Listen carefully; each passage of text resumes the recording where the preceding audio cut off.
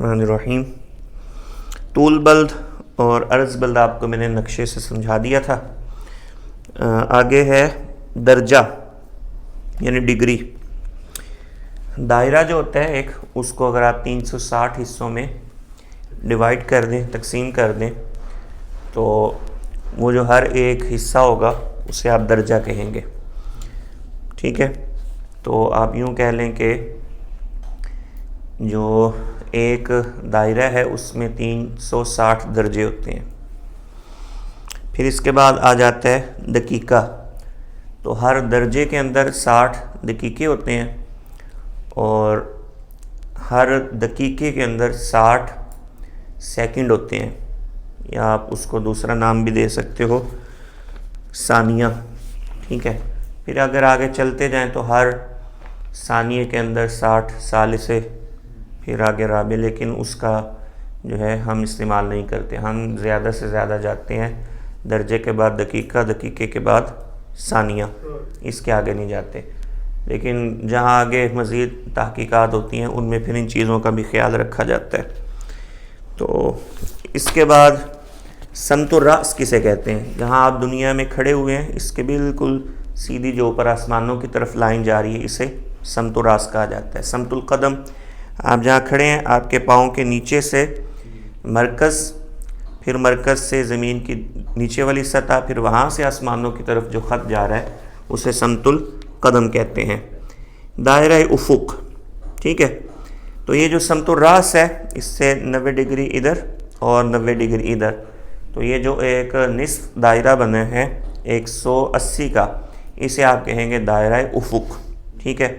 تو جو چیز اس دائرے کے اندر آ جاتی ہے وہ طلوع ہے، وہ آپ کو نظر آئے گی، اور جو پھر اس دائرے سے نیچے چلی جاتی ہے وہ غروب ہے اور وہ آپ کو نظر نہیں آئے گی۔ ارتفاع شمس یعنی افق سے مرکز شمس کی اونچائی، یہ افق ہے نا، یہ والا حصہ، ٹھیک ہے؟ اب سورج جب طلوع ہوگا یا اسی طرح مغرب کی طرف ہوگا تو دیکھیں گے افق سے اس کی اونچائی کتنی ہے، یعنی مرکز شمس جو ہے وہ افق سے کتنا اوپر ہے، اسے ارتفاع شمس کہیں گے۔ اور انحطاط شمس کہ جو سورج کا مرکز ہے وہ افق سے نیچے کتنا ہے، ٹھیک ہے؟ اس کو کہیں گے انحطاط شمس۔ پھر اسی طرح ایک لفظ استعمال ہوتا ہے بعد سمتی۔ تو بعد سمتی کا مطلب کیا ہوتا ہے؟ آسان لفظوں میں اگر آپ کو سمجھایا جائے تو کہاں گیا یار، ہاں، سمت الرأس سے مرکز شمس کی دوری، ٹھیک ہے؟ یہ 0 سے 180 درجے تک ہوتی ہے، یہ سمت الرأس ہے۔ تو اس سے جو مرکز شمس ہے وہ جتنا دور ہوگا اسے بعد سمتی کہیں گے۔ اگر بالکل سورج اس کا مرکز اس کے اوپر ہے پھر تو 0، لیکن جیسے جیسے وہ جناب والا ڈھلتا جائے گا تو وہ بعد سمتی ہوتی جائے گی، یہ 180 تک ہے، کیونکہ یہاں سمت الرأس سے بالکل نیچے کی طرف جائے گا تو یہ 180 ہو جائے گا۔ پھر جب واپس ادھر کو آئے گا گھوم کر تو اب وہ بعد سمتی کم ہوتی چلی جائے گی نا، کیونکہ پورا دائرہ کتنے کا ہے، 360 کا ہے، تو نصف 180 ہے نا، تو بس 180 ہی دوری ہوگی، بعد سمتی زیادہ سے زیادہ 180 ہے، کم سے کم 0 درجہ۔ پھر میل شمس، یہ جو خط استوا میں نے اس دن آپ کو بتایا تھا، تو سورج اس سے شمال کی طرف کتنا مائل ہے یا جنوب کی طرف کتنا مائل ہے، وہ میں نے آپ کو بتایا تھا کہ خط استوا پر تو سورج سال میں صرف 2 دن آتا ہے، باقی یا تو پھر وہ شمال کی طرف مائل ہوتا ہے یا جنوب کی طرف مائل ہوتا ہے، ٹھیک ہے؟ تو وہ 23.5 شمالن جاتا ہے اور 23.5 جنوباً جاتا ہے، اسی سے جناب سردی اور گرمی مختلف علاقوں میں ہوتی ہے۔ اچھا جی، پھر ہے تعدیل ایام، ٹھیک ہے؟ تعدیل ایام کا مطلب یہ ہے کہ سورج کی گردش یہ مختلف ہوتی ہے، کبھی سورج کی چال تیز ہوتی ہے، کبھی آہستہ ہوتی ہے، ٹھیک ہے؟ تو پھر حکمان اہل حیت نے ایک فرضی سورج، ٹھیک ہے، بنایا ہوا ہے، تو وہ جو فرضی سورج ہے اس کی چال ایک طرح کی ہوتی ہے۔ پھر یہ جو سورج ہے حقیقی سورج اور یہ جو فرضی سورج ہے، ان کے درمیان میں جو فرق ہے اسے کہا جاتا ہے تعدیل ایام۔ آپ اس کو یوں سمجھیں نا، جس طرح کل میں نے مثال آپ کو دی تھی کہ ایک گاڑی سرگودا سے لاہور جا رہی ہے اور ایک سپیڈ کے ساتھ جا رہی ہے، ٹھیک ہے، یعنی وہ 120 کی سپیڈ پر جا رہی ہے، نہ وہ رکتی ہے نہ وہ آہستہ ہوتی ہے، تو وہ بالفرض 2 گھنٹے میں پہنچتی ہے لاہور۔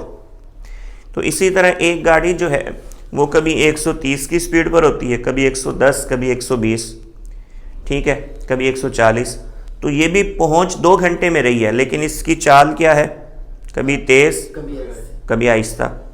اور وہ جو پہلی والی گاڑی وہ ایک ہی رفتار کے ساتھ جا رہی ہے۔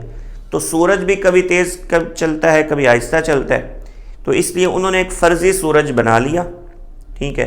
تو وہ جو حقیقی سورج ہے وہ بھی 365 دن ہی، ٹھیک ہے، اس کا وہ ایک چکر پورا ہوتا ہے۔ تو اسی طرح جو انہوں نے ایک فرضی سورج بنایا ہے اس کا بھی 365 میں ہوتا ہے، لیکن فرق کیا ہے، فرضی سورج کی چال ایک جیسی ہے، جبکہ وہ جو سورج حقیقی ہے اس کی چال کبھی تیز ہوتی ہے اور کبھی آہستہ۔ تو وہ حقیقی اور یہ جو فرضی سورج ہے اس کے درمیان میں جو فرق ہوگا اسے تعدیل ایام کہیں گے۔ پھر ایک ہے معیاری گھڑی۔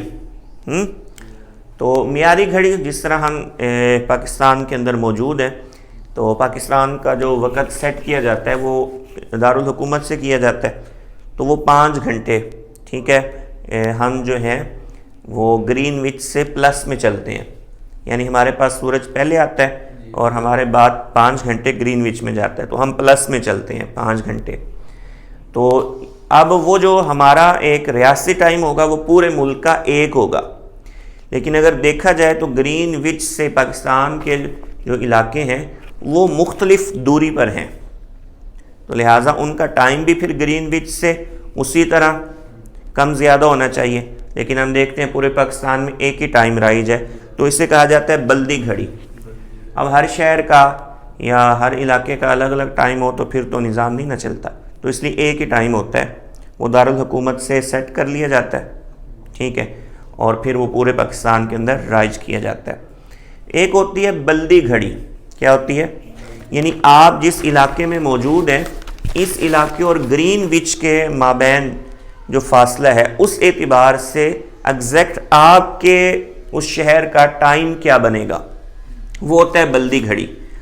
تو بلدی گھڑی اور جو جناب والا کیا کہتے ہیں معیاری گھڑی ہے، ان کے درمیان میں جو فرق ہوگا، ٹھیک ہے، اسے تعدیل مروج کہیں گے۔ کیا کہیں گے؟ تعدیل مروج۔ یہ کل ہم نے نکالا تھا سرگودا کا اور کراچی کا،